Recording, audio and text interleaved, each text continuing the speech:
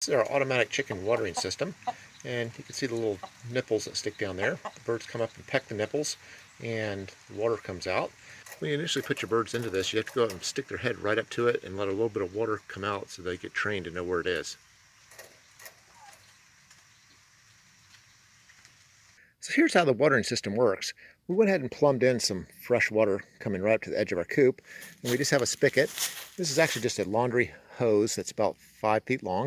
It screws onto your spigot, and then it comes up to here and actually screws right onto a piece of PVC pipe that goes into this 5-gallon bucket. Inside the 5-gallon bucket, the PVC comes down, comes over and back up, and there's a toilet filler which maintains the water level in this bucket, somewhere about right here. With the water level up here being gravity fed, we now have a exit coming out of the bucket.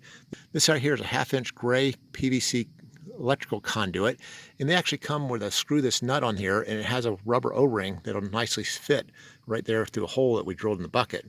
Here's the electrical conduit connector we use to where the water comes out of the water bucket. This big collar right here screws off, and you throw that part away, and when that comes off, it'll look about like this, and this part here is about 1/2 inch, and a piece of garden hose will slide over the end of it, and you can put a hose clamp on it. There's a rubber O-ring right here, and this little collar right here screws off. When you drill a hole inside the bucket, the threaded part sticks through, and you spin that part right there back onto it to squeeze down the O-ring. This is just a piece of garden hose that came right down here and ties right back into this piece of PVC pipe, which runs horizontally, right above the gutter. Every foot or so, it has these water nipples, and there's probably about 4 of these, on each coop. It's good to have multiple water nipples because in times these will clog up, and you don't want to all of a sudden have your chickens go dry and you didn't realize that one was stuck. One of the other features we made to it was the very end is actually a threaded cap, and to basically flush the system, we're able to unscrew the cap, and then all the water will just keep purging out the cap just to get the pipes all cleaned out. With the PVC pipe and the water nipples running across there, there's a piece of rain gutter that goes down underneath it, and it comes down and drains off the end, and then we have this piece of 3/4 inch PVC pipe we cut in half that made a trough, which basically evacuated the water outside of the coop. And that way we didn't have a lot of mud and stuff around the bottom of the coop, which caused unhealthy situations with the chickens. Another thing we did was that we went ahead and put some wire screening inside the gutter, because you'll find that the chickens would love to drink dirty water out of the gutter than to drink the water from the nipples. So we did that so that they couldn't get to the nasty water that kind of got a lot of chicken kick and scratch and stuff like that into it. I'll be back in a little over 60 seconds. I'm going to show you exactly how to build the inside of this bucket with the automatic watering system, and also how these water nipples come apart and you can clean them out. Hey, we'll be back in a little over 60 seconds, and we're going to pause real quick to see if you need any eternal repair. You might say, eternal repair? What's that? Well, hey, consider your whole life. In all your life, have you ever told a lie before? I have, and I'm sure you have too. We all have. Also consider, have you ever stolen something, even no matter how small it was? I'm sure you have, and I have too. The whole point of where I'm going with this is those 2 rules, lying and stealing, those are 2 of the 10 commandments in the Bible, which define what sin is. So if you've broken even one of those rules, no matter how small it was, that means you've sinned, and we all have. The punishment for sin is going to hell, or eternal separation from God. The good news is Jesus Christ came to this earth. He didn't lie, he didn't steal, he didn't do all these crazy stuff that you and I've done. He was totally without sin. He was sacrificed on the cross for my personal sin and yours. He went to the grave. 3 days later, he defeated death, and now he sits beside the Father in heaven. The whole point of why he had to take that punishment on the cross was he was taking the punishment for your sin and for my sin. But it can only be accounted to you if through faith you believe in who he was, what he did, you submit to him as your Lord, and you repent. And when you do that, you can have eternal habitation with Jesus and the rest of the saints for eternity in heaven. You might be saying to yourself, hey, I'm a good person. Surely God wouldn't send me to hell for all the nice things I've done for people. But the truth of the matter is the Bible says, by grace you've been saved through faith, and that not of yourselves. It's a gift of God, not of works, lest any man or woman should boast. There is no amount of good work you can do to earn your righteousness before God. Only faith and trust in what Jesus has done for you on the cross. Hey, let's get back to our video, and I'll have a little more information on the eternal portion of this at the end of the video. Here's how the design of the toilet filler worked. PVC pipe with the hose bib attachment right here came right into the bucket, went down to the bottom of the bucket, across, and then back up. And you can see there's just a Floetrol toilet filler that maintains the water level inside the bucket. This toilet filler was bought at Homedepot or Lowe's, and you can see it has the float on it. When the float goes down, it begins to fill. When it gets up to height, then it shuts it right back off. Here's the top of the bucket. You can see where the PVC pipe comes in the side, comes down, comes across, and then the elbow turns right back up.